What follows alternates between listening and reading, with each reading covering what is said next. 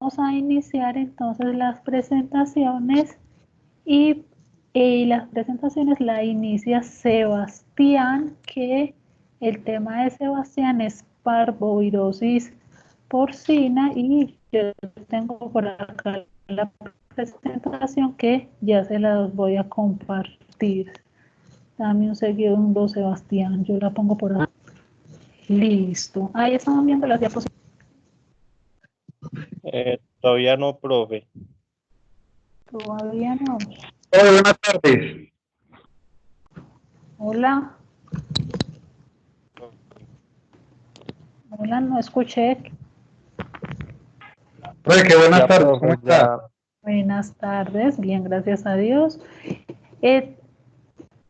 ¿Quiénes tienen problemas visualizando las diapositivas de parvovirosis? Porque me parece que sí está compartiendo pantalla. Sí, profe, Aquí sí la se estoy. ve bien. Listo, entonces como ya las estamos visualizando, entonces Sebastián, todo tuyo, puedes comenzar cuando quieras. Listo, profe, entonces voy a empezar ya. Listo. Bueno, buenas tardes a todos. Ahí me tocó el tema de bovirosis porcina. Puedes continuar, profe.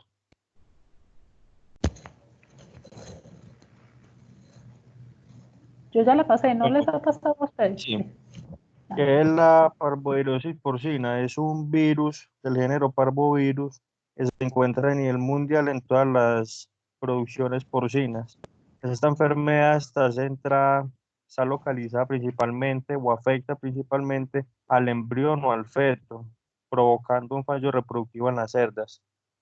Esto es principalmente muerte embrionaria o momificación fetal, nacimiento de lechones. Bueno, en el caso de que nazcan los lechones, estos van a ser débiles y además va a haber pocos lechones por camada. Continúa, profe.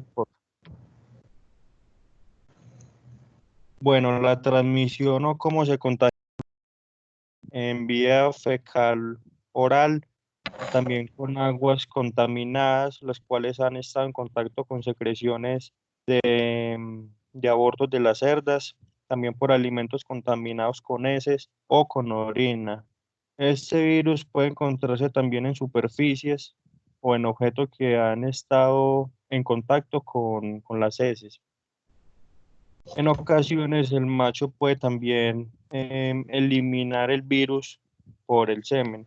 Por lo tanto, en caso de que haya alguna preñez, pues va a provocarle la muerte embrionaria.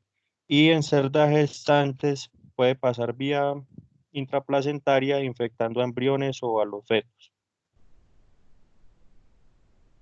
Pero- Ya pasé, ya pasé. bueno. En los síntomas que se pueden presentar, principalmente la cerda no va a presentar signos clínicos, sino que lo que va a ser más relevante es que va a haber camas pequeñas, momificación, aumenta el número de nacidos muertos y los episodios de esta enfermedad duran 8 semanas. Además de que el virus puede tardar hasta 4 meses en infectar al total de todas las cerdas en el predio productivo. Estos fetos momificados va a provocar que se alargue la gestación y el intervalo entre partos. Para el diagnóstico está lo que es la hemoaglutinación, donde se utilizan tejidos de fetos abortados con menos de 70 días de gestación. Se utiliza lo que son pulmones, hígados o riñones. Esta parte de la hemoaglutinación es la propiedad que tienen ciertos virus para unirse y aglutinarse. Aglutinación, el término aglutinación, son las células que están en suspensión en un líquido y que se agrupan entre sí. Entonces, el diagnóstico de hemoaglutinación es la propiedad que tienen ciertos virus para unirse y aglutinar eritrocitos, o sea, los glóbulos rojos, em, debido a las proteínas que esos poseen. Y eso es para identificar un virus desconocido. O el otro diagnóstico que existe es por medio de PCR, que determina la presencia del virus mediante el genoma viral, donde se utilizan tejidos de fetos abortados. Bueno, y ya en la parte preventiva, esto no tiene tratamiento. Lo que se realiza es mantener agua en buena calidad, cambiarla constantemente, al igual que el alimento. La vacuna, como la que vemos en pantalla, esa es la vacuna más eficiente y no es posible erradicar este virus en toda la granja. La vacuna se realiza en las cerdas primerizas a los 7 meses. Bueno, y algo que se me olvidaba es que esta enfermedad, este parvovirus, le da principalmente es a las cerdas primerizas. Ya eso no lo acabo, profe. Listo. Sebastián, muchas gracias. Yo voy a complementar algunas cositas que me parece importante, aunque tu presentación estuvo súper completa. ¿Qué me parece importante complementar con todo lo que nos acaba de decir Sebastián? La vacunación, Sebastián,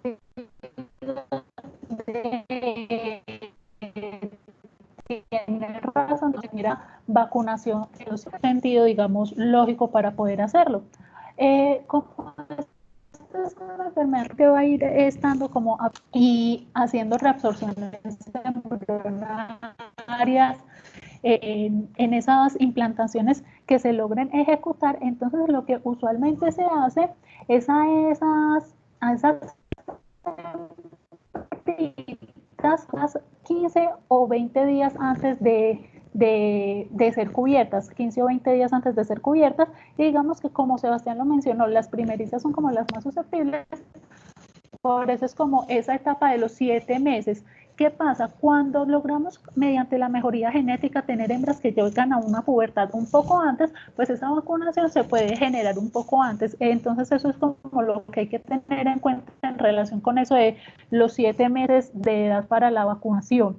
Lo otro que es importante es que dependiendo de las zonas, y digamos, Sebastián también lo mencionaba, esto es un virus pues que es bastante común en, en todo el mundo está. Entonces lo que hacemos usualmente, digamos, para un control o una disminución de que este virus nos pueda afectar, es hacer como unas vacunaciones calendario. ¿Y qué es eso de vacunaciones calendarios? Funciona muy similar como con la vacunación de fiebre aftosa, solamente que esta no es obligatoria. Entonces, lo que se hace usualmente es generar unas vacunaciones cada 6 meses. Sí, dependiendo de la zona, algunas granjas las hacen, otras granjas no las hacen, pero cuando se toma como un esquema calendario, esta vacunación se hace en todas las hembras de cría como tal, se hace como la vacunación. Y lo otro que es importante, que Sebastián también nos lo mencionó, pero aquí me parece que es importante hacer una como división en tiempos, en periodo como tal temporal, es en relación con esto de la muerte embrionaria y en relación como con la momificación o la muerte fetal. Si este virus llega a afectar a mis cerdas de cría y digamos esa afectación se da entre el sexto día y el día 35 de la gestación, lo que se va a generar es una reabsorción o una muerte embrionaria y realmente ahí no vamos como a visualizar ningún feto, no va a haber ninguna expulsión, lo que se hace es como una reabsorción. Y digamos que la forma como más fácil nos vamos a dar cuenta es como no va a haber una expulsión de un feto como tal, es a través como de el retardo de ese reacaloramiento de la cerda. Entonces, digamos que esos retrasos en el acaloramiento de la cerda son como a veces un poco lo que nos empieza a indicar que podemos tener como problemas con parvovirus. Entonces, eso tenerlo presente.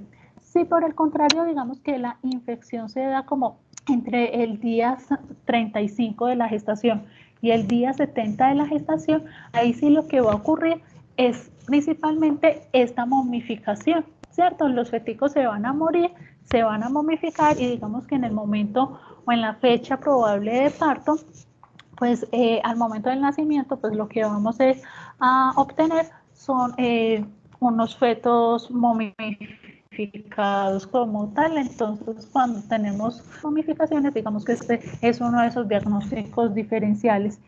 Y el otro caso puede, digamos, suceder es que la infección como que afecte a las cerditas a partir del día 70 como de la y si esos, digamos, esos animales se llevan, sobre todo si las hembras se llevan como a reproducción, son hembras que desde el primer parto van a tener problemas, solamente que no lo vamos a detectar. Y si son animales que salen como, o los dejamos simplemente como engordos, pues no vamos a tener mucha visualización de que tengan esta problemática, van a ser totalmente asintomáticos, pero si los dejamos para reproducción, sí nos van a acarrear problemas. Entonces, esas eran como las pequeñas como acotaciones acá en términos con la parvovirosis. Preguntas en relación con parvovirosis, chicos. No, profe, hasta ahí todo claro. ¿O no? ¿Quedó claro el tema de parvovirosis?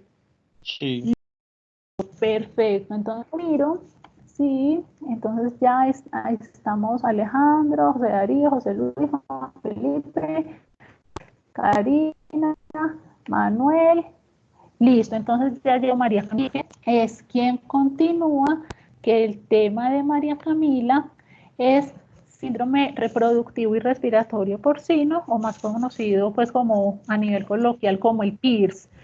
María Camila, tú nos vas a compartir tu presentación. Profe, yo te las mandé.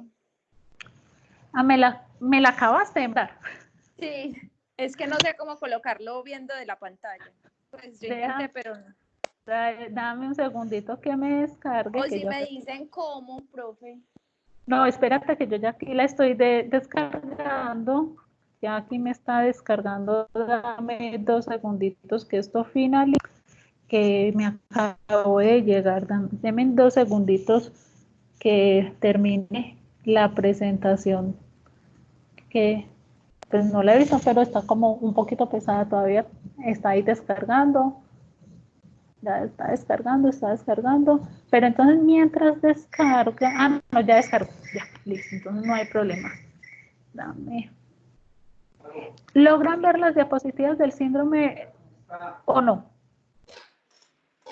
No, profe. O si las, no, todavía no, espérame un segundo, yo las vuelvo a compartir, dame No te rías de mí. un segundito, Ay, yo vuelvo a Sebastián. compartir.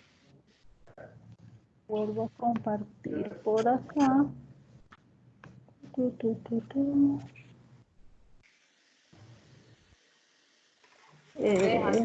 se llama? Se llama Sanidad 1. Dame un segundo que Sanidad 1, Sanidad 1, Sanidad 1, Sanidad 1. Ahora sí las están viendo. sí, profe. Sí, profe. Entonces, María Camila, cuando quieras. Bueno, a mí me tocó el síndrome reproductivo y respiratorio porcino, también llamado PIRS. Esta es una enfermedad de origen viral de gran impacto económico dentro de la porcicultura. Actualmente, el síndrome reproductivo y respiratorio porcino es endémico en la población porcina mundial. Sin embargo, algunos países como Suecia, Suiza, Nueva Zelanda y Australia se encuentran libres de la enfermedad. No se transmite a las personas, o sea que no es una enfermedad zoonótica y causa importantes pérdidas de producción y puede afectar las exportaciones. El agente etiológico, el síndrome es un virus RNA envuelto de cadena simple y polaridad positiva de aproximadamente 50 a 65 nanómetros de diámetro del orden de los nidovirales, familia Arteriviridae y género Artevirus. Algunas de las propiedades de estos virus incluyen la capacidad de inducir viremia prolongada, infecciones persistentes y replicación en macrófagos. Al ser un virus envuelto, la supervivencia de este fuera del huésped viene afectada por la temperatura, pH y exposición a detergentes. Puede sobrevivir durante largos periodos, mayor a 4 meses, a temperaturas de entre menos 70 grados centígrados a menos 20 grados centígrados. Sin embargo, su viabilidad disminuye al aumentar la temperatura. ¿Cómo se transmite? Las principales formas de difusión del virus son el contacto directo entre un animal sano y otro enfermo, la vía aérea, el semen y la sangre. También se puede transmitir, aunque con menor probabilidad, con el contacto con las heces y la orina de los otros animales enfermos. Para tener mucha precaución con agujas contaminadas, la ropa, botas y manos del personal que pueden transmitir el PIRS a cerdos desprotegidos. Además de estas vías de transmisión horizontal, el virus es capaz de atravesar la barrera placentaria e infectar a los fetos en el útero. Algunos síntomas, como en las cerdas, hay cortos periodos de inapetencia, fiebre, abortos, especialmente al final de la gestación, en el tercer trimestre, a menudo son los primeros signos reconocibles. También puede observarse una coloración azulada transitoria de las orejas, que es una enfermedad de la oreja azul. Algunas enfermedades, algunas cerdas paren prematuramente, hay toses y signos respiratorios, los partos se adelantan de 2 a 3 días, los lechones nacen momificados, los niveles de nacidos muertos aumentan y los lechones débiles nacen débiles. En la siguiente imagen se ven unas fotografías de lo que se evidencia pues tras la enfermedad, que son pues los abortos en el tercer trimestre, partos prematuros, animales pues momificados y una camada pues infectada totalmente con el PIRS, con presencia de lechones débiles, momificados y nacidos débiles. En lechones lactantes hay presencia de diarrea, lechones menos viables, o sea que pueden ser descartados. Hay un aumento de las infecciones respiratorias como Glasser y Streptococcus suis, que es el que le da pues a los cerdos. En los berracos se presenta una apetencia, aumento de la temperatura corporal, letargia, pérdida del líbido, disminución de la fertilidad, camadas más pequeñas y hay una disminución de la producción del semen. En la transición y el cebo hay un periodo de ligera inapetencia, hay un aumento de enfermedades infecciosas que antes estaban bajo control como la salmonela, neumonía, etcétera. Hay una tos moderada, son susceptibles a infecciones respiratorias, hay pérdida de ganancia diaria, aumento de mortalidad. En algunas granjas no muestran síntomas y también se producen estornudos. En el control y la prevención, en muchos casos las vacunas frente al síndrome inducirán solo una protección parcial. Eso significa que podrán infectarse si se exponen a una cepa del síndrome reproductivo y respiratorio porcino suficientemente distinta a la de la vacuna, pero que su inmunidad controlará la infección más pronto y con más eficacia que si el animal no hubiera estado vacunado. Por lo tanto, se puede decir que no hay todavía ningún tratamiento efectivo contra el virus. La bioseguridad continúa siendo crítica en la prevención de introducciones de nuevos virus. Los animales de reposición deben prevenir de explotaciones negativas al PIRS. Todo el semen utilizado debe obtenerse de centros de inseminación de berracos negativos al síndrome y con monitoreo extenso de los animales. El objetivo de la reproducción es estabilizar las cerdas y posiblemente erradicar el virus por medio del manejo de reemplazos. Todos los lechones nacidos deben de abandonar el sitio a la hora de destete. Eso quiere decir que la granja no puede quedarse con ningún lechón para terminarlo en ese mismo sitio. El motivo es evitar la existencia de animales susceptibles que puedan propagar el virus. También es recomendable el uso de filtros de aire, especialmente para centros de berracos. También introducción de hembras de reemplazo de diferentes edades.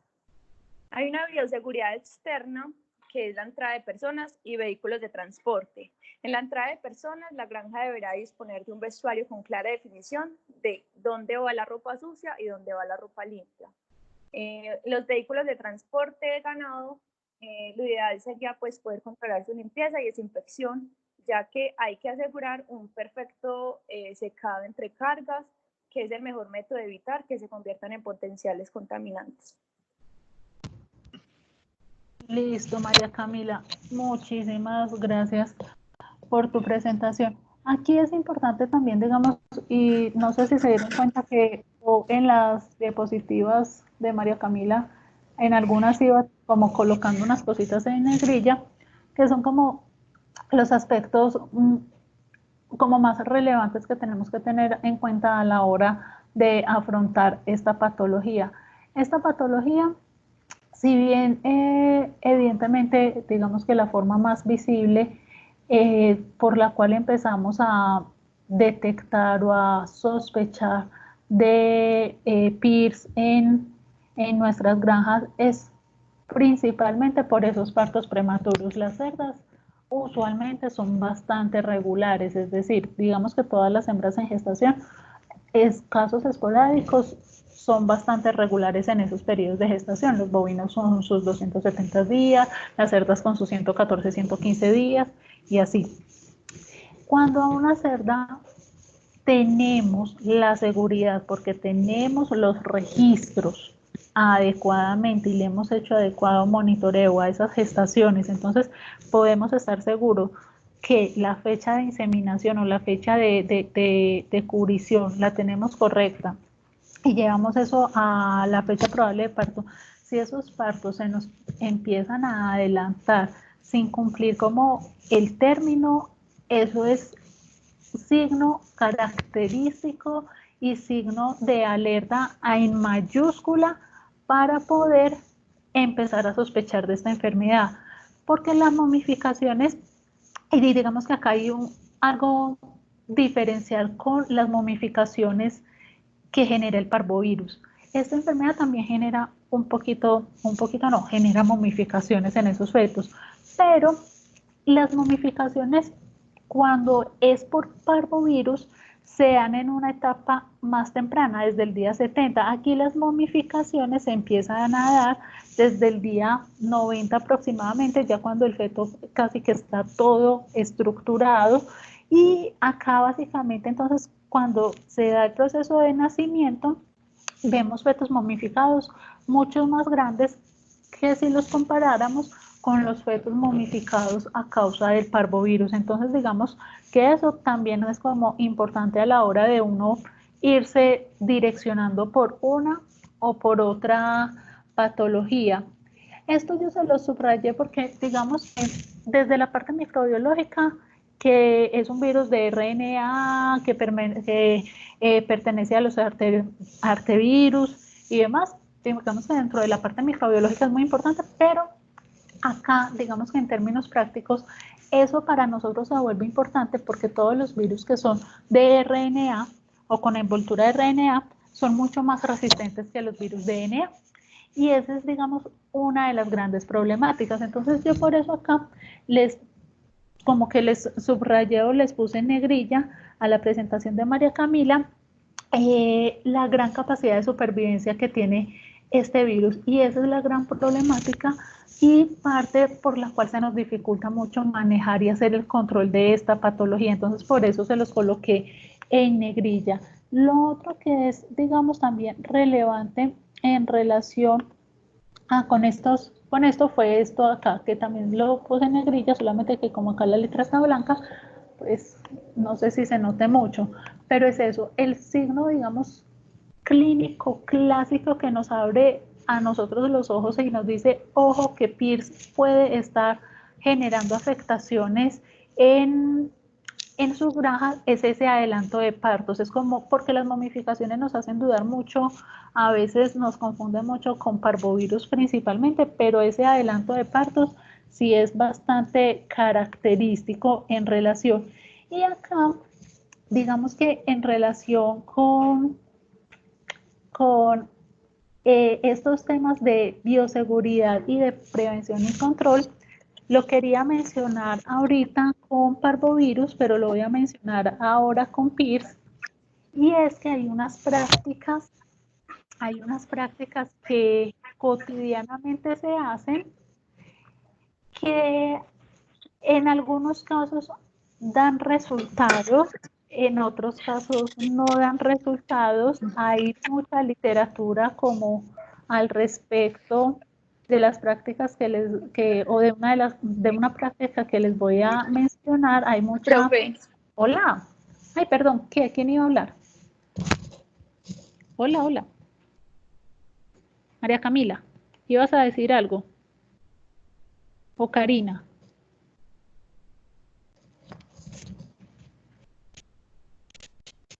Profe, fue Camila. María Camila. Karina, dímelo.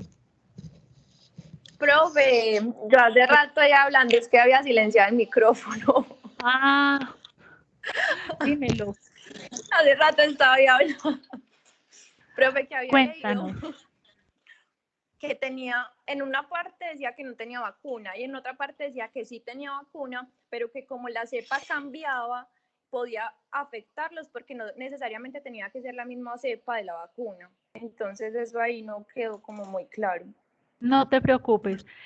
Bueno, no iba a hablar como de la parte de vacuna, pero sí vacunas sí tenemos. Ayer lo veíamos con varias de las patologías. Una problemática que sobre todo con los cerdos es bien difícil, es que de todos estos microorganismos tenemos muchas variedades de cepa. Y usualmente pues las vacunas son como con cepas comerciales que se suponen que son como las más típicas, pero no necesariamente las más típicas son las que nosotros vamos a tener en nuestra granja. Entonces, yo ayer les mencionaba que a veces hacíamos como autovacunas y nos pueden servir. Y las autovacunas es simplemente mandar a analizar cuál es la cepa que está en nuestra granja afectando y generar como el microorganismo modificado para que genere una protección frente a ese microorganismo que tenemos en granja, porque muy posiblemente por esa alta supervivencia que tiene este virus, va a ser difícil que lo logremos como eliminar del todo de nuestro predio. Y en relación con la práctica que les voy a mencionar, ahí hay mucha controversia. Mucha controversia en el sentido que no, la literatura y los estudios no han podido, digamos, llegar a una conclusión contundente en relación de si es efectiva o si no es efectiva. Si me preguntan a mí, yo lo he hecho y a mí me ha funcionado. ¿Cuál es la práctica que a veces se hace, sobre todo para estas enfermedades que afectan el tracto reproductivo? Y es generar una inmunidad en las cerdas de cría a través de suministrarles de manera licuada fetos y placenta de animales que ellas hayan abortado. Eso es una práctica que tiene muchas controversias. Hay algunos que no las recomiendan porque puede implicar otros riesgos sanitarios. Hay otros que sí las recomiendan porque genera como una inmunidad, porque como esos fetos entonces están contaminados con parvovirus o con PIRS, pueden generar una inmunidad, digamos, en esas cerdas de cría. Yo lo he aplicado no siempre, en algunas ocasiones y me ha funcionado. Entonces, digamos que a nivel práctico es algo que a veces se hace, eh, pero que digamos que si ustedes me preguntan, ¿eso está comprobado y funciona 100%? Yo les diría que no, no está comprobado, es algo más empírico que científico, pero que a veces podemos recurrir también a eso y pues en el ámbito personal funciona o me ha funcionado, no es muy agradable. No es muy agradable, la verdad, porque hay que triturar y eso realmente, o sea, uno tiene que partir a los fetos y posteriormente pues meterlos a un proceso de licuado y realmente pues no es, y a las cerdas pues obviamente no les gusta ese sabor, no es que se los coman muy a gusto, es un poquito forzoso esa práctica, pero en los futuros partos uno ve que no genera tanta problemática este tipo de patologías, entonces a veces funciona. Ibas a preguntar Profe, algo, y María así Camila, como, dímelo. sí, de lo que dices también es muy cierto que se practica mucho, porque cuando acá pues en Antioquia dio la diarrea epidémica porcina, fue Sí, usadas como en el muchas granjas, 2013. ajá, para que las hembras como que cogieran más inmunidad. Sí, eso es una práctica y como les digo, si uno se va a la literatura propiamente dicha, pues si busca los artículos científicos, no es que esté muy reportada, eso es una práctica muy autóctona, por llamarlo de alguna manera, pero que vale la pena empezar como a estudiarla ya con un poquito más de rigor científico, porque empíricamente para muchas de las patologías sí logra, por lo menos, repito, empíricamente, sin hacer como muchos análisis de laboratorio ni nada, logra mejorar la situación clínica de las granjas. Entonces, es algo que en la práctica pues uno puede recurrir a ello y se los digo en experiencias personales me ha funcionado bastante bien. Camila, muchísimas gracias por tu presentación. Niños, preguntas en relación con PIRS. No, profe. Listo, déjenme, yo miro entonces quién es el que continúa. Ya presentó Sebastián, presentó María Camila. Sigue Roberto con neumonía enzootica.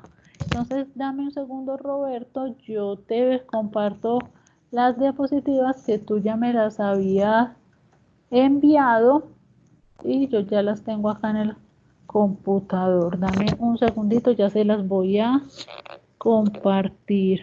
Roberto, acá las tengo, dame un segundito.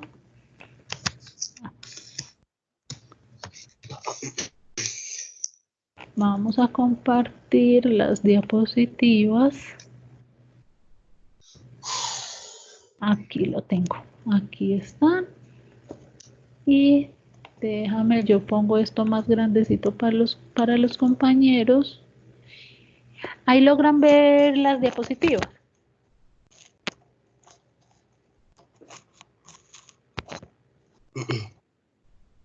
Roberto, ¿estás listo entonces? Sí, señora. Listo, perfecto, cuando tú quieras. Buenas tardes. A mí me tocó la neumonía enzootica. Profe, ¿la puedes pasar? Eso estoy tratando. Ya, ya.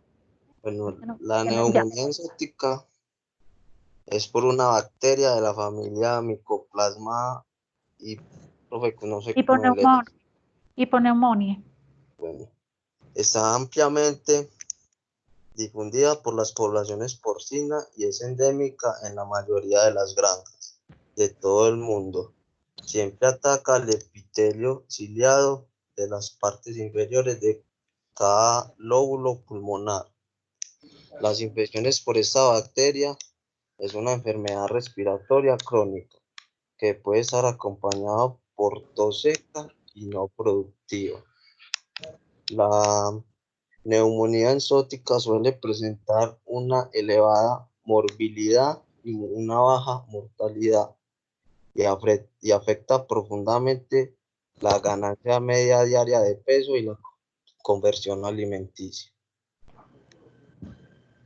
¿Lo puedes pasar? Ya lo pasé. El, No, no. sino que yo siempre tengo el internet lento, profe. Bueno, no, dale tranquilo. El organismo crece muy despacio, por lo tanto, clínicamente se presenta durante el cebo, después de las 7 a las 12 semanas de vida. La transmisión de esta enfermedad es principalmente por contacto directo, nariz a nariz, y el riesgo de transmisión disminuye en la sala de partos con la edad de las madres. Espérame, ya. Como anteriormente, afecta a todas las edades, pero no es clínicamente frecuente en animales menores de 6 semanas de vida. Suele tener un periodo de incubación de 2 a 8 semanas. Los síntomas: puede desarrollar una neumonía aguda o crónica, dificultad para respirar, tos prolongada, no productiva y mortalidad variable, dependiendo de las de las coinfecciones.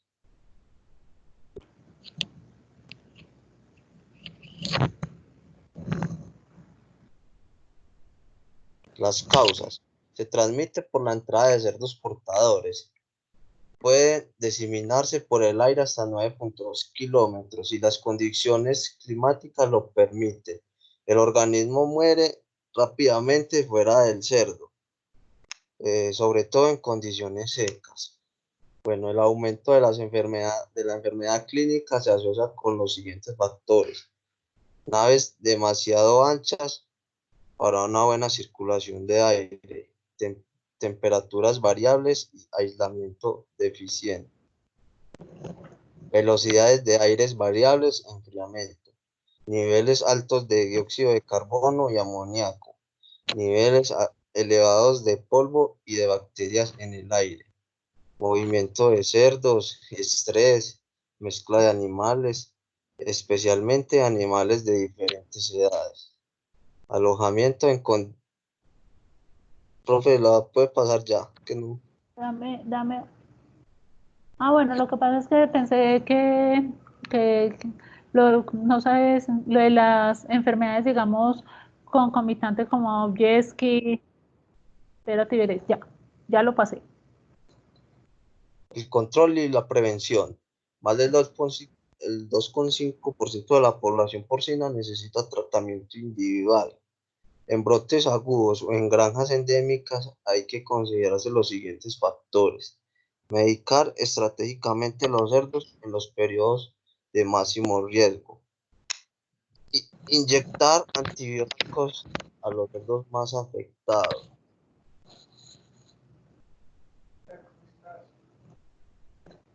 Hola. Y las vacunas inactivas contra este virus son muy efectivas si se administran precozmente antes de las 5 semanas de vida y en un momento que el virus que la compañera anterior, con ese virus que la compañera anterior, entonces vacunar más más rápido que la compañera acabo de explicar. Del síndrome del Pierce. Listo.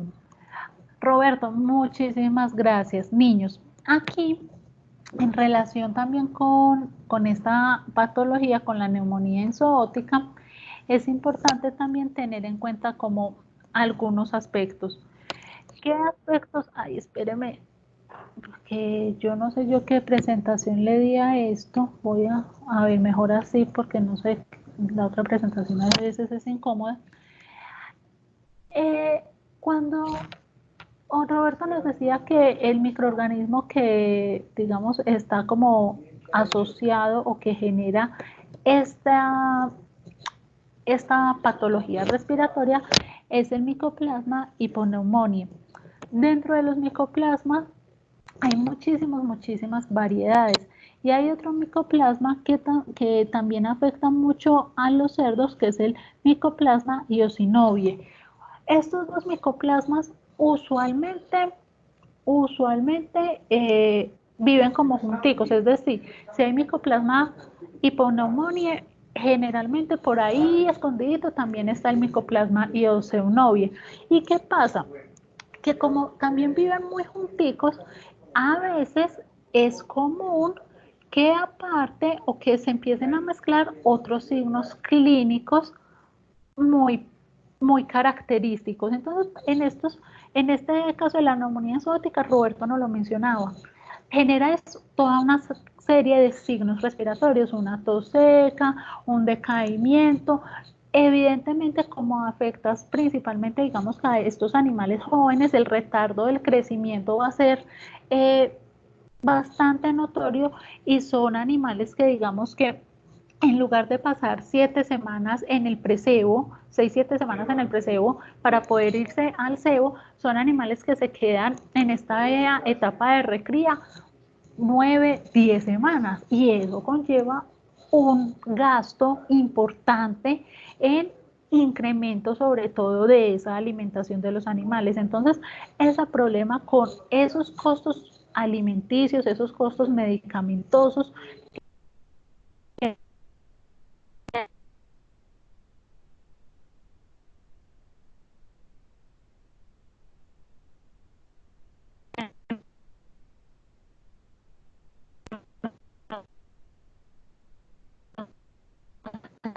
¿Ustedes visualizan lo que estoy escribiendo?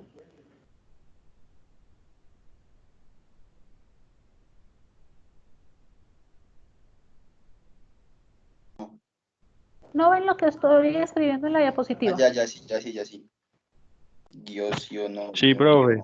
Sí, listo, Sí. Io sinovial. Ese es el otro micoplasma que yo les digo que a veces generalmente va como muy unidito. Entonces, aparte de esa signología característica, otro micoplasma está acompañándolo. Ese micoplasma afecta mucho las articulaciones. Y entonces es muy característico que en estos animalitos, aparte de sus procesos de tos, de decaimiento general, producto de esa afectación pulmonar, vamos a tener animalitos con muchas claudicaciones, con muchas cojeras, animalitos que las articulaciones de las extremidades se les inflaman, esas articulaciones los animalitos tienen dificultad para ponerse de pie, esos animalitos tienen dificultad como para acostarse y empiezan como a desesperarse. Entonces cuando uno ve que aparte de tos, que ese decaimiento, que esa fiebre, también esas articulaciones van a estar bastante inflamadas, uno ahí es cuando, y que principalmente como en esa parte, como Roberto nos lo mencionaba, en esa parte como de recría principalmente, uno ahí es cuando uno dice, esta signología me lleva a pensar a esta parte de micoplasma o a esta parte de neumonía enzootica. Entonces es muy característico que haya problemas respiratorios y problemas articulares. Entonces cuando uno hace como la combinación y que los más afectados son los de la parte de recría, que uno ve que a los de ceba o que uno ve que a los de levante o uno ve pues a los recién nacidos y a las cerdas de cría y como sin mayores problemas, es algo como muy característico que le da a uno a pensar en esta patología. Entonces, ahí como para tener eso presente. Y lo otro que les iba a decir acá es esto. En relación con la prevención de esta patología, y digamos que ayer con otras patologías también respiratorias, que infortunadamente en términos prácticos es una de las prácticas que hacemos, pero que hay que ser muy cuidadosos, hay que ser muy responsables, es generar esas medicaciones que acá dicen medicaciones estratégicas en los periodos de máximo riesgo. Eso de las medicaciones estratégicas en los periodos de máximo riesgo no es otra cosa, sino que principalmente en los alimentos, en el concentrado, generar o con las casas que fabrican los concentrados, uno genera la fórmula para que le balanceen y le incorporen antibióticos para uno, digamos, minimizar la probabilidad de que esas bacterias estén siendo oportunistas y atacarlas o atacar. Eso se recomienda, pero también es muy discutido. ¿Por qué? ¿Por qué es tan discutido? Porque muchas veces, pues cuando no hay una sintomatología, cuando no hay una signología, cuando los animales no han presentado la patología como tal y les damos antibióticos y les suministramos antibióticos, muchas veces lo que en la posterioridad, y puede que no lo veamos como en las primeras camadas, pero en el transcurso de los años,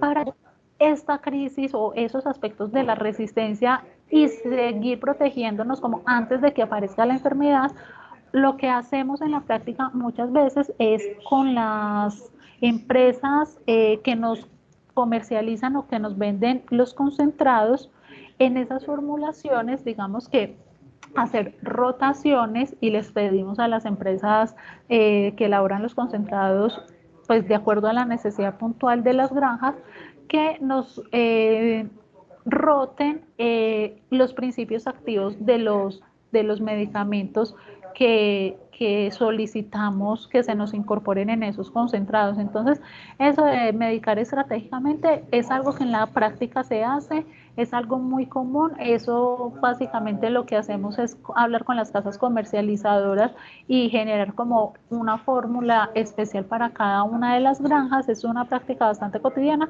pero sí hay que hacerla con mucho cuidado, por eso, por la resistencia que en un futuro podemos llegar a generar. Y a raíz de eso es que hacemos como rotación de los principios activos. Y lo otro es manejar muy bien y tener muy presente el tiempo de retiro.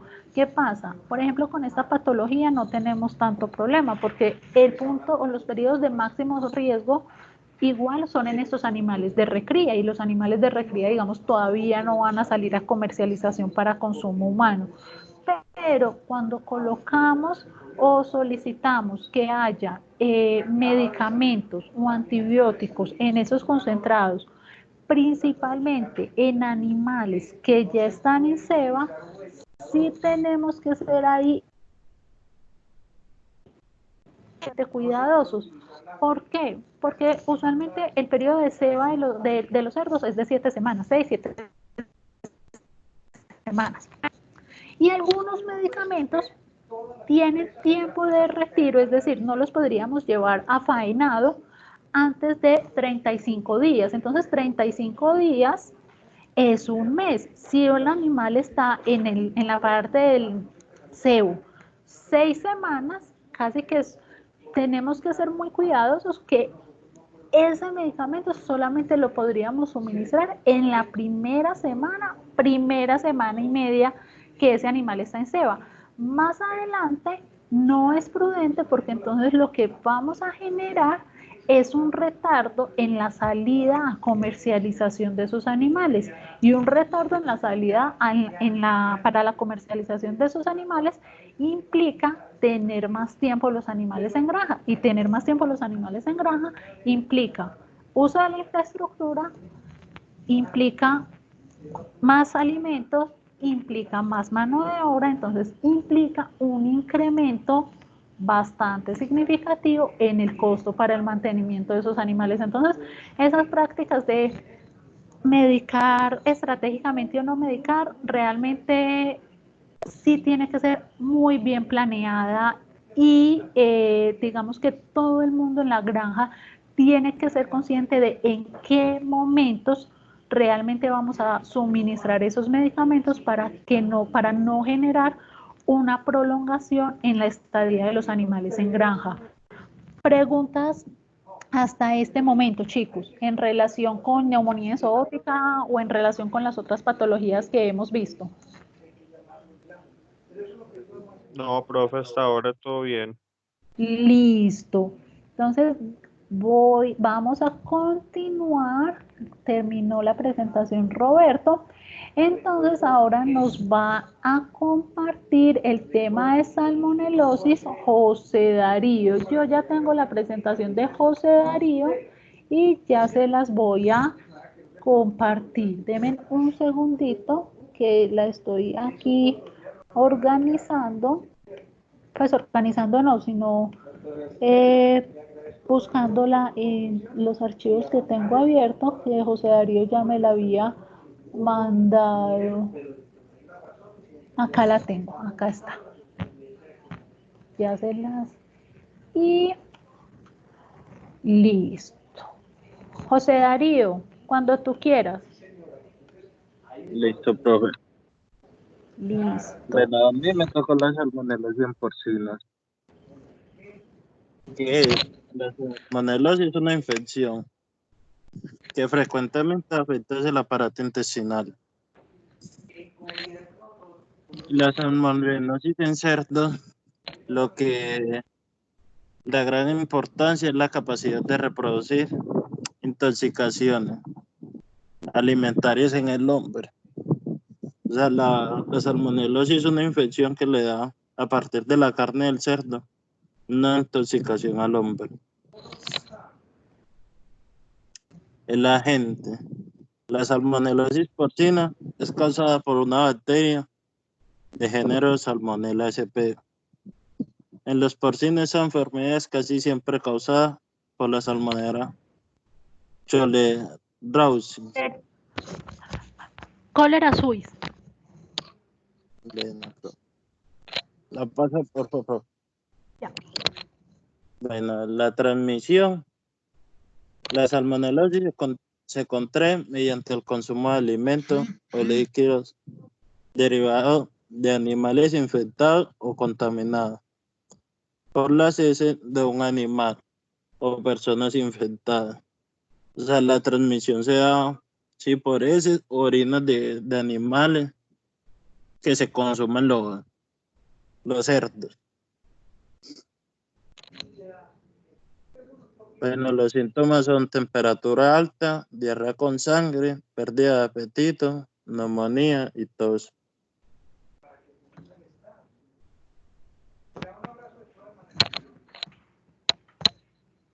¿La pasas, por favor? Bueno, Ya la la pasé. prevención y control.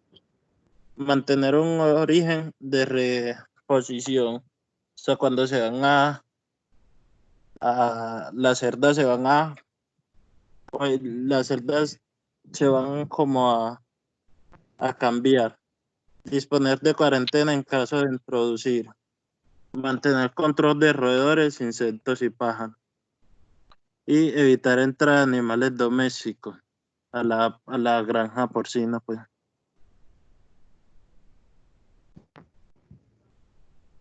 El control primario sería el aislamiento, una cuarentena y examen físico antes de entrar a la granja. O sea, animales que vengan de otra granja, hacerle como su respectiva cuarentena. Dame un segundito, ya te la voy a pasar, José Darío. Dame un segundito simplemente y ya. Ya la voy a cambiar. Ya. Bueno, control secundario serían las vacunaciones y examen clínico. La vacunación que se da a la salmonela es la Premium Salmonella E, que sería como una medida de prevención. José Y ya. Darío, dale, mil gracias.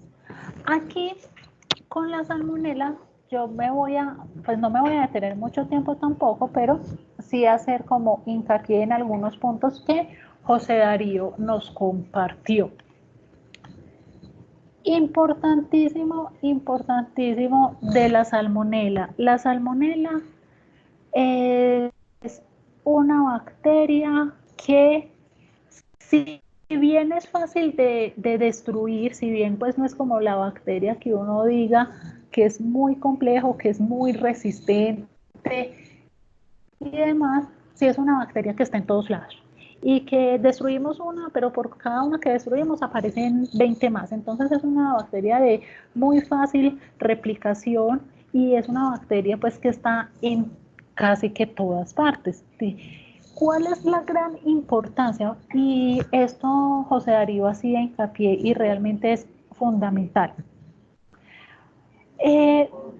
La salmonelosis, digamos que en los cerdos muchas veces no me va a generar una alta mortalidad, a veces inclusive puede generar una signología leve, entonces inclusive si afecta como animales adultos, puede llegar a pasar desapercibida, puede que no la notemos, porque a veces puede generar como una diarrea, pero una diarrea como transitoria y el animal se recupera solito sin necesidad que le hagamos como mayor cosa y pare de contar.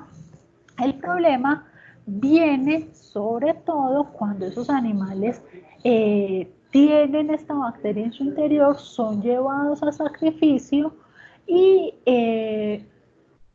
en la inspección ante-mortem y post-mortem no se logra como detectar bien que hay mayores concentraciones de esta bacteria de las permitidas, sale esta carne a consumo humano y ahí es donde se empiezan a ver los problemas.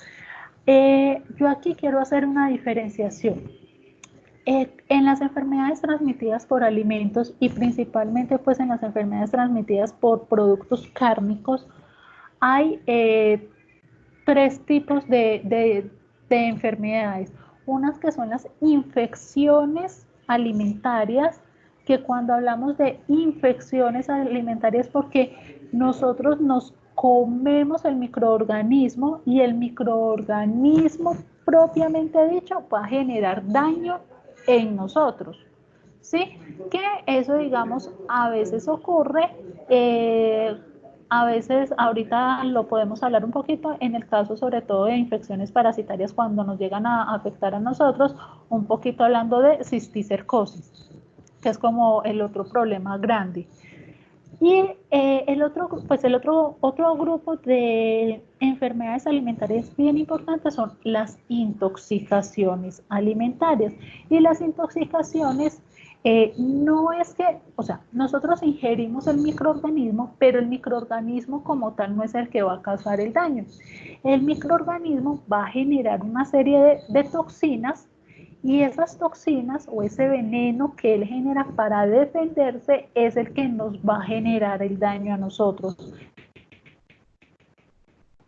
Y ella va a liberar una serie de toxinas y esas toxinas son las que nos van a afectar a nosotros y nos van a generar daño a nivel gastrointestinal, generándonos procesos de diarrea severos que pues nos pueden llevar evidentemente a la clínica y pues realmente pues muy baja mortalidad, pero sí, pues la sintomatología es bastante como desagradable. Entonces, esa es como la diferencia. La otro grupo que yo les decía que hay tres grupos grandes de estas enfermedades como alimentarias. Entonces, están las infecciones, las intoxicaciones y hay unas que son un poquito más graves, que son las toxinfecciones.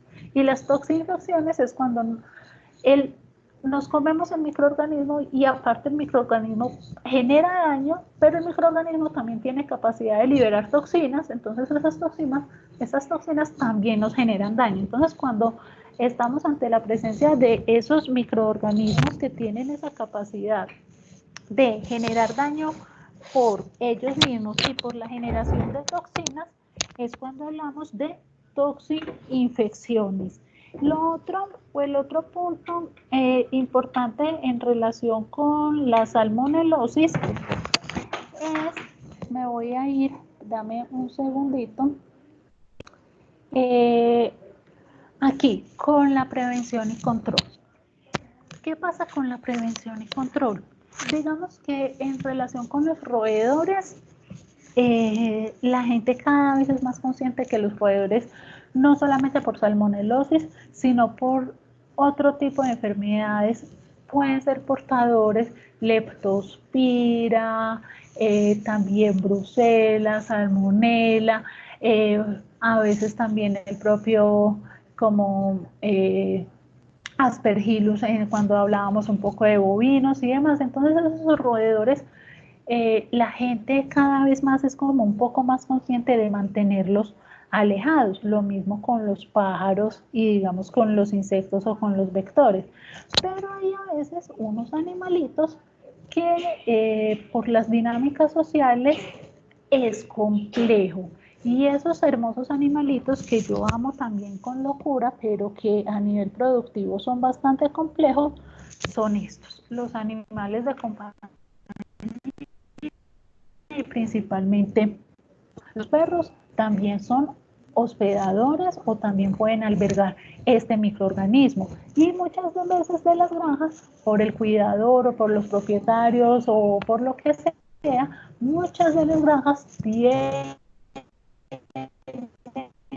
Entonces es fundamental sobre todo hacer esas campañas educativas para evitar que esos perros realmente lleguen a tener algún contacto con los cerdos porque son grandes diseminadores de esta patología y el cerdo como tal puede que no me manifieste una sintomatología severa, pero ya sabemos que si esa carne sale a comerse sí nos puede generar problemas a nosotros, entonces es bastante importante tener esa precaución con los animales de compañía. Y aquí lo otro que es importante es este pedacito acá. Recuerde que aislamiento, y acá se lo voy a pasar José Darío para acá, y esta vaina un poco de lo de las vacunaciones se la voy a pasar para acá. Recuerden que cuando hablamos de control o de prevención primario, son las medidas que aplicamos a los animales aparentemente sanos. Entonces recuerden que los procesos de vacunaciones los hacemos en esos animales aparentemente sanos para disminuir la probabilidad de aparición de estas enfermedades. Entonces esas vacunaciones entran como control primario. La cuarentena, que José Darío nos la explicaba muy bien, que nos decía sobre todo cuando se están incorporando animales para hacer reemplazos, es bien importante dejar a estos animales en un lugar separado, no mezclado con nuestros animales, para poder darles tiempos de climatización y que en esa climatización ellas paulatinamente vayan reconociendo los microorganismos que en nuestro predio hay y evitar que si ellas vienen de un que esos microorganismos vayan a ingresar a mi finca o a mis instalaciones o vayan a contagiar a mis animales. Entonces, eso es bien importante. Entonces, recordar la vacunación aquí como primario, al lado de la cuarentena. Y el secundario, que es en los animales que, digamos que, aunque no es lo común, pero que nos lleguen a presentar una signología, una sintomatología severa, separarlos, aislarlos. ¿Para qué? Para evitar la propagación y la diseminación de ese microorganismo con los animales que están en contacto con él. Entonces esas cositas hace ahí un poquito de claridad. Preguntas en relación con salmonelosis.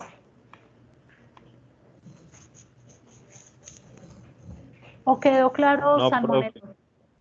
Sí, Listo. profe. Perfecto. José Darío, de nuevo muchísimas gracias por tu presentación. A usted, profe.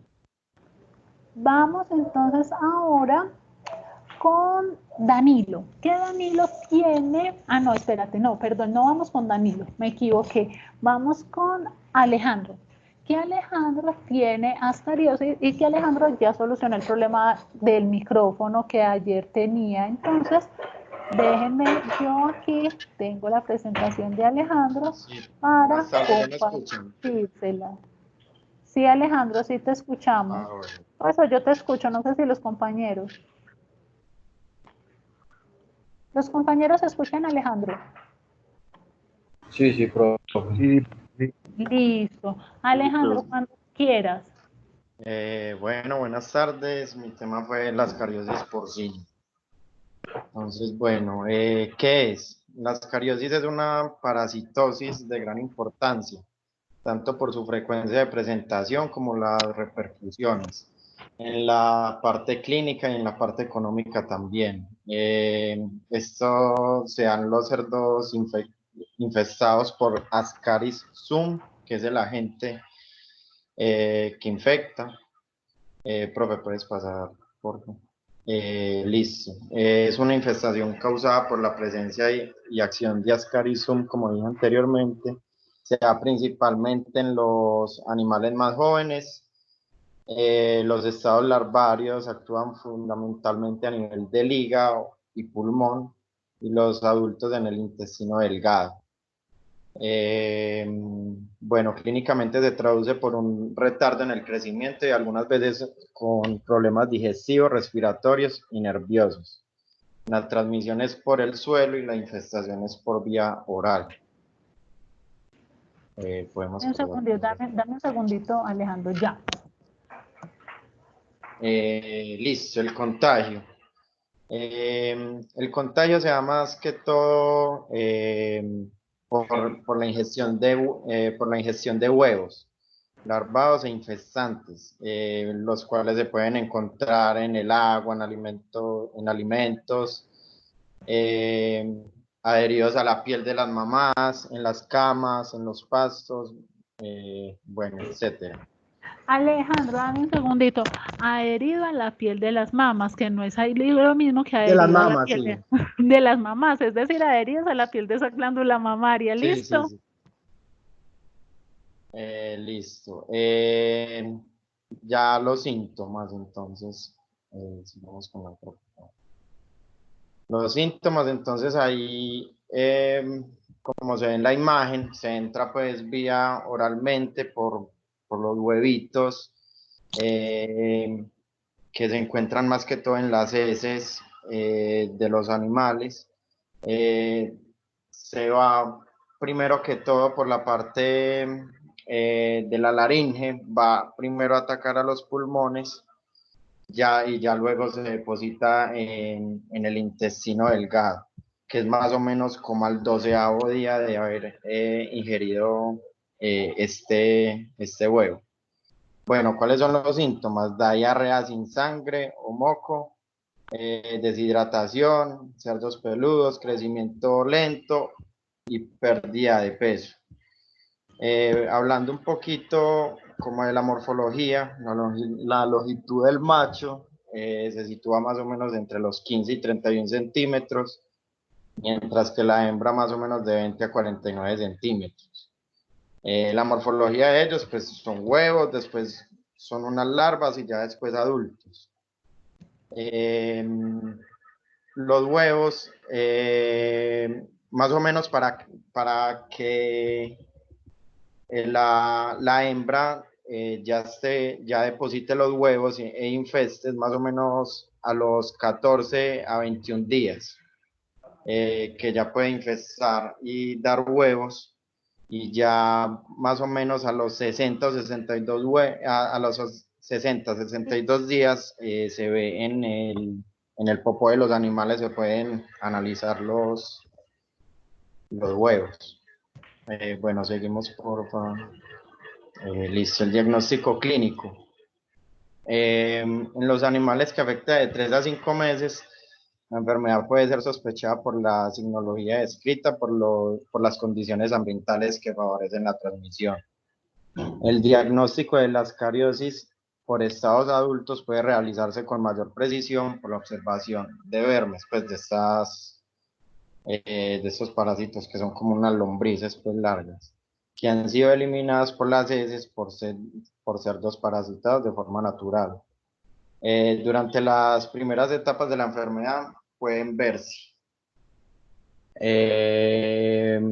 larvas en pues cuando en los primeros síntomas, como se demora unos 12 días para que infeste en el intestino, esto primero se queda en la parte de la laringe y pueden en el momento de toser o estornudar, pueden soltar también larvas o pequeños huevos. Podemos continuar, profe. Bueno, el tratamiento, hay muchos medicamentos pues que le pueden servir para esto. Entre los principales son imidazoles y benzimidazoles, levamisol, tetramizol, fenbendazol, cambendazol, tratato de morantel, sales de piperacina, y la ivermectina y la doramectina. En general, hay tratamiento pues, para esta infección. Hay muchos medicamentos para esto. Continuamos, por favor.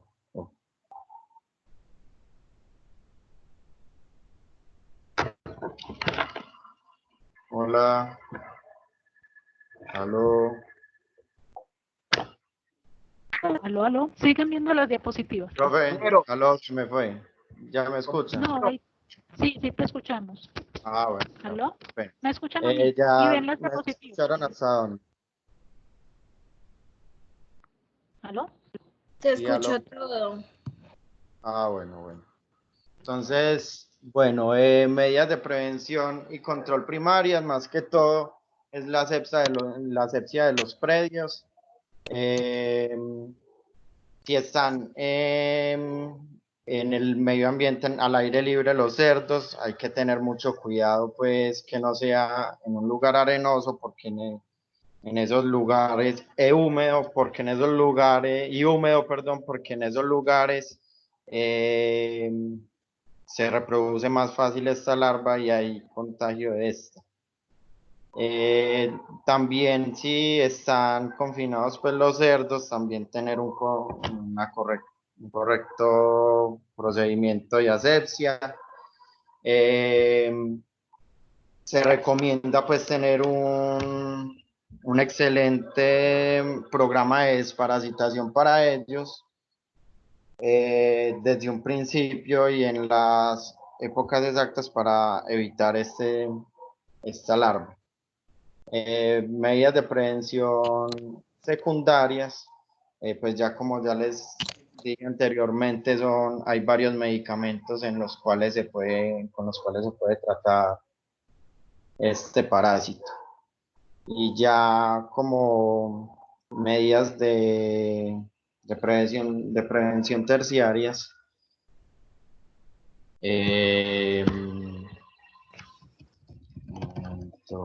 como medidas de prevención terciarias puede establecerse por medio de tratamiento quimioterapéutico periódicamente, de acuerdo con la efectividad del producto desarrollado y la edad de los ascaris que se pretenden eliminar. Se toma como base el periodo prepatente. En los cerdos, la ascariasis se puede controlar construyendo instalaciones con pisos impermeables que eviten la evolución de los huevos cuando están secos y ser periódicamente lavados. Entonces ya eso es como prácticamente todo de las... Alejandro, muchas gracias. Yo acá simplemente, cuando les mande la presentación, que hay algo que tiene una importancia, pero esta enfermedad tiene una importancia económica y, valga la redundancia, importante, y es en relación con lo que pasa, pues Alejandro nos mencionó muy bien lo de la diarrea, la deshidratación, esto de los cerdos peludos. Yo voy a tratar de buscar una imagen que creo que tengo por ahí y se las pongo en esta presentación de Alejandro, porque realmente la imagen, uno como que uno no se imagina, uno siempre que ve el cerdito, pues uno les ve como las cerdas que son como medio ásperas, pero siempre son como muy homogéneas o siempre van como hacia la misma dirección. Y cuando él nos menciona cerdos peludos, es que realmente ese pelito de los cerdos o esas, valga la redundancia, esas cerditas, se vuelven como súper chuzudas y son como paraditas, entonces parecen como unos puercoespines con ese pelito como para todos los lados y paradito, entonces son como bastante cómicos de verlo. Y evidentemente ese cerdo peludo que llama da señales de que los nutrientes no le están llegando al cerdo, sino que esos nutrientes, ese parásito es quien se los está consumiendo todos. Entonces, ese cerdo peludo es muy característico de que los cerdos tienen una deficiencia de nutrientes. Entonces, por eso, digamos, la importancia de este signo de lo de los cerdos peludos. Entonces, yo voy a buscar una imagen que tengo, creo que tengo por ahí guardada para colocárselas. Lo otro que es importante es en relación con algo que en granja propiamente dicho no lo vamos a evidenciar, pero sí lo vamos a evidenciar cuando llevemos los animales a la anta de sacrificio. Y yo también en esta presentación de Alejandra, entonces les voy a colocar una imagen que tengo por ahí de un hígado. Cuando estas larvitas o estos parásitos empiezan a hacer como toda la migración, que principalmente afectan principalmente no en la parte inicial, se quedan mucho en el tracto respiratorio, pero miren acá en la imagen, ellos para hacer toda esa migración pasan necesariamente por el hígado. Y en el hígado genera unos daños estructurales en ese parénquima hepático y, como les digo, en la granja digamos, no lo vamos a percibir porque no va a haber una manifestación clínica como tal. Pero resulta que el hígado es una de las vísceras que nosotros comercializamos. Y resulta que cuando mandamos los animales a sacrificio, puede que el animal haya eliminado los parásitos en granja y demás, pero en el hígado quedan las lesiones. Y cuando en ese hígado se encuentran lesiones, pues ese hígado se decomisa. Y al generar esa decomiso, entonces es dinero menos que le llega al productor, porque entonces eso se convierte en una pérdida económica. Entonces, esos eran como los dos aspectos también como importantes ahí a resaltar. La parte de la signología, que realmente es bastante peculiar esto de los cerdos peludos, porque pues se ven bastante cómicos, y la importancia de ese hígado en el momento de que llevemos nuestros animales a sacrificios. Y aquí simplemente, deme un segundito, yo vuelvo y miro dónde es que está, que Alejandro lo mencionó muy bien, pero esta vaina, esta parte que dice acá, que para el diagnóstico de la enfermedad, pues muchas veces, digamos que estas pequeñas larvitas son visibles en los esputos. ¿Sabemos qué quiere decir exactamente eso de esputo? Profe, yo expliqué que era como cuando Pero tosen o cuando estornudan. No sé si les quedaría claro a los. eso, yo quiero saber si sí les queda claro, porque a veces, y digamos que acá a veces se puede generar una confusión, y tú lo dijiste bien, a veces cuando se habla de muchas veces la gente sí, cuando se habla del esputo y voy a hacer, o a veces eso genera un sonido. ¿Me están escuchando? Hola, niños, ¿me oyen? Sí, profe. Sí. Ah, bueno, es que me apareció acá como una señal como con problemas de internet. Entonces, a veces se confunde con saliva, y el esputo realmente no es saliva. El esputo es como esa flema que viene desde la faringe. Entonces, para cuando a uno le dicen que una prueba de esputo, uno pensaría que solamente escupir, no es hacer como un, es que no quiero porque es muy desagradable, es como un y como todo ese moquito, ese es el esputo. Entonces, como para que no se queden con la idea que solamente salía, sino que hay que ir un poquito más al fondo. ¿Queda claro el tema de o este parásito de Ascaris? Sí, profe. Perfecto.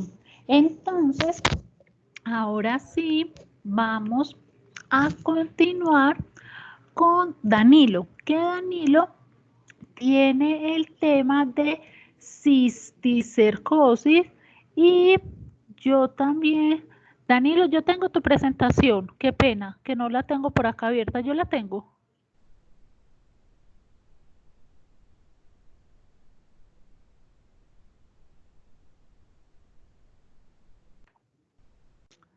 Danilo, espérate, yo si Danilo sí está acá metido, que no lo... Ah, no, es que Danilo, ya me acordé, qué pena con ustedes, y ya estaba rectificando los que estamos acá involucrados. Yo sí decía, sí, yo he hablado mucho con Danilo, pero ya sé por dónde he hablado con Danilo, a través del WhatsApp. Danilo ha tenido serias dificultades con la conectividad. Entonces, yo el día de ayer conversé con Danilo, y aprovecho también para comentarles a ustedes, antes de que continuemos entonces con la última presentación, que sería de tricurosis, que está a cargo de Jacobo. Danilo me manifestó que ha tenido como algunas dificultades de conectividad. Yo lo reporté con el jefe de programa, esperando que desde Pastoral, desde Bienestar, a los estudiantes que como que nos hayan reportado que tienen como dificultades severas en la parte de conectividad, desde pastorales estaban como contactándolos para ver qué estrategias o cómo les pueden colaborar. Entonces, hoy no he conversado con Danilo, pero yo, y si alguno pues de ustedes conversa ahorita con él, que yo ya lo reporté y que me imagino que en el transcurso del día de hoy o en el día de mañana se deberán de estar como contactando con él para poder mirar qué estrategias o cómo la corporación le puede colaborar. Entonces, también esto es, si alguno de ustedes tiene como problemas serios como en la conectividad, que me lo hagan saber a mí o a algún otro docente para poderlos reportar como con pastoral y mirar cómo les podemos colaborar. Entonces era como aprovechar esto que pasó con Danilo para que todos tengamos como también la misma información. Y entonces no veo a Jacobo, y Jacobo sí no me ha reportado nada. ¿Alguno sabe algo? ¿Tiene señales de Jacobo? No, profe. Porque Jacobo, yo con Jacobo la Profe. verdad sí. Hola, dímelo. ¿Aló? Sebastián, dime, no te escuché nada.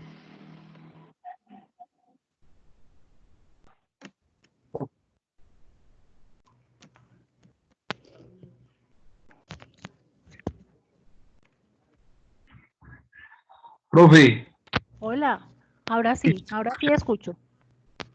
que yo he hablado por ahí de vez en cuando con Jacobo y él me dice que donde está ha tenido muy mala señal, entonces no sé si él pueda exponer. La verdad no me ha dicho nada de eso, pero eso es lo que me ha dicho, que ha tenido muy mala señal, entonces no sé. Listo. Bueno, gracias por hacérmelo saber. ¿Por qué? Y digamos que son las dos últimas presentaciones que faltan, entonces vamos a aclarar aquí algunos temas. Ustedes saben que esta es la última clase que nosotros tenemos hasta luego de Semana Santa, ¿sí? Porque ya la próxima semana no tenemos clase porque entraríamos en esta semana mayor y la semana, luego de Semana Santa, inician los parciales. Nosotros tenemos el parcial es el 23 de abril, si la memoria no me falla, entonces es para la segunda semana de los parciales. ¿Qué pasa y por qué es importante que empecemos como a resolver como estos problemas o a mirar bien qué inconvenientes de conectividad podemos tener? Profe, Hola, el parcial es del 15 de abril. el 15, no era el 23, el 15 es en la primera semana. Es el 15. Ah, bueno, Sí, gracias, profe, es el perfecto. 15. Listo, perfecto. Entonces, con mayor razón. Resulta que hasta, digamos, esta mañana yo no, o bueno, hasta esta mañana no, hasta ahorita que revisé con el correo de María Camila, no habíamos, o no había yo recibido, o no he recibido como instrucciones por parte de la corporación de cómo se van a generar estos procesos evaluativos. Sin embargo, esas directrices deben de salir en el lapso entre mañana y el viernes para podernos dar una dirección. ¿Qué nos estamos imaginando los docentes? Que esos procesos evaluativos se van a tener que generar de manera virtual. Ahí entonces empieza también como otro desafío. ¿Cuál es el desafío? Pues no sé ustedes, pero por lo menos yo no estoy muy familiarizada con la elaboración de exámenes virtuales. Pues uno ahí medio acacharreado, pero la verdad es que uno no está muy familiarizado. ¿Cuál es la idea? Sí, esto todo, a todos nos ha cogido ahí un poquito de sorpresa. ¿Qué es lo que, y digamos que yo me estoy aquí adelantando un poquito como a las posibles directrices que pueda tener o pueda tomar la corporación? Yo lo que les estoy planteando y lo que les voy a plantear en este momento es que en el transcurso como de esta semanita, yo no me comprometo a hacerlo ni hoy ni mañana, porque pues no he diseñado todavía nada, es como a generar una especie de taller, pero un taller virtual. Un taller virtual. ¿Un simulacro de parcial o qué? Exactamente. Un taller virtual que nos ayude con dos propósitos. Primer propósito, que nos ayude como a repasar para el examen. Ese sería como un primer propósito que nos ayude como una herramienta para repasar las temáticas, porque son enfermedades, son muchas y son muy parecidas, entonces uno a veces queda totalmente confundido. Entonces que nos ayude como a repasar como la parte de la temática, y la otra finalidad que nos ayude como a visualizar y a saber como el manejo de esta plataforma para los parciales, que no vaya a ser que llegue el día o la semana de parciales y no sepamos si eso lo podemos mandar todo el día, que después entonces el profesor no nos dio las instrucciones y resulta que tuve problemas y no lo logré presentar en el horario. Cómo poder ir estandarizando también un poquito eso, y que nos vamos como acostumbrando a cómo es la imagen que nos pueden llegar a aparecer, cómo serían las preguntas, porque en la aplicación que yo he estado mirando, que es la aplicación que está como ligada a las cuentas institucionales, que es Microsoft Forms, pues nos da básicamente 3 opciones de pregunta, que son preguntas de selección múltiple con única respuesta, preguntas de selección múltiple con múltiples respuestas, y preguntas abiertas, preguntas donde dan como la facilidad para que ustedes copien y argumenten. Entonces yo quiero como generar un taller que también nos puede servir para continuar generando esas notas en esos seguimientos, y que nos ayude como con estos 2 propósitos. No sé ustedes qué opinan. No, pero excelente. Pues profe, sí, así apenas es. Para todo. Bueno, lo de 5 para todos, entonces digamos que ahí en el taller eso también lo vamos a poder mirar, porque en el taller, digamos que yo, que sería como la que lo cree, me da la oportunidad de como que de calificarlo de manera inmediata. Entonces se los puedo como que calificar de manera inmediata, y también quiero saber si eso sí funciona, si a ustedes sí les llega como la nota también de manera inmediata, porque eso da como varias opciones. Entonces yo creería que en esta semana, o aunque suene muy horrible y demás, pero bueno, porque la idea mía no es mandar trabajos para Semana Santa, porque la Semana Santa es, digamos, una semana de receso, de estudio para esos parciales. Entonces yo no quiero mandar como que eso sea obligatorio como tal, pero el 15 es martes o es miércoles. Espérenme, yo me fijo acá en el calendario el 15 de ahorita. El martes, por ejemplo, profe. generar como una sociedad. Y el martes 14, que sería, digamos,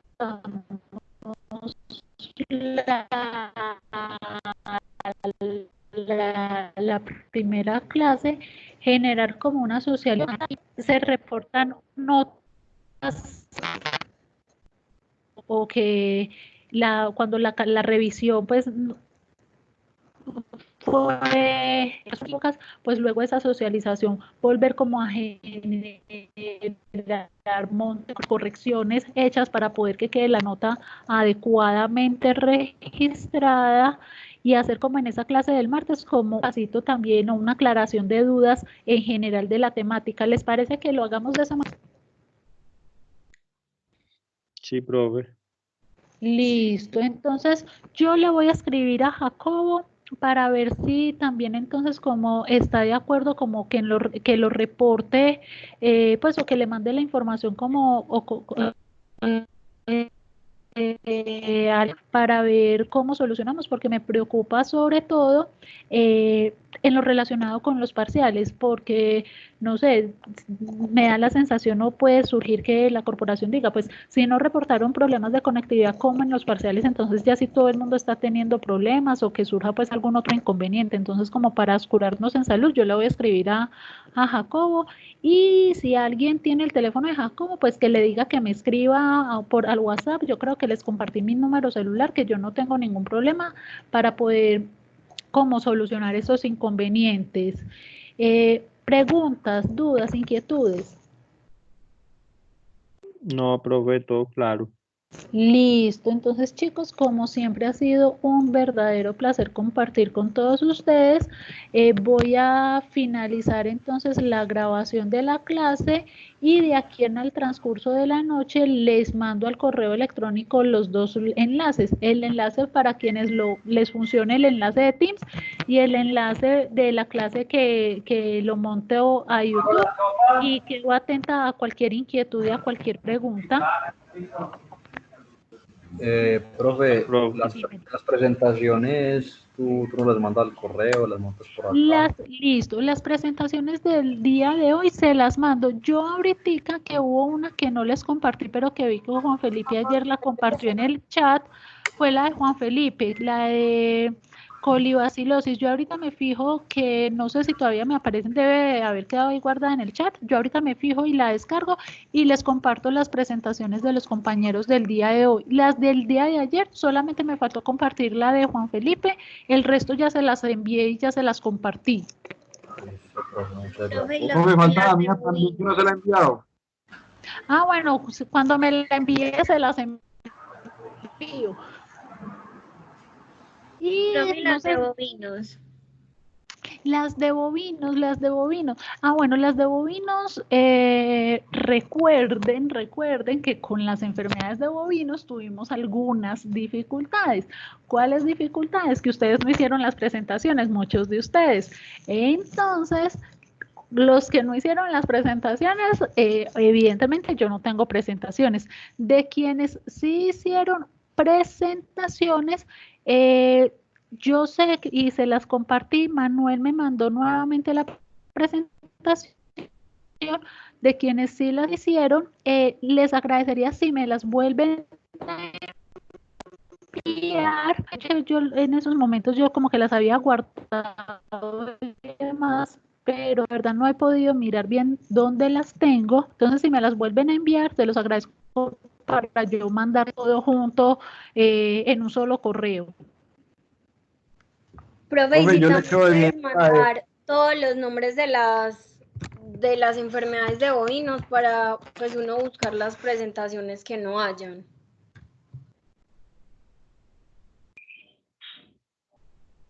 Listo, listo, yo en eso digamos que si puedo ayudarles es mandándoles, digamos, es como de las personas y les obviamente las envío. ¿Alguna otra inquietud? Profe, yo le quedo debiendo las dos presentaciones, le quedo debiendo mandar las dos presentaciones, la de bovinos y la de porcinos. Listo, mándamela ojalá hoy para poder de aquí a mañana mandarles a todos toda la información. Listo, profe. Listo, de una.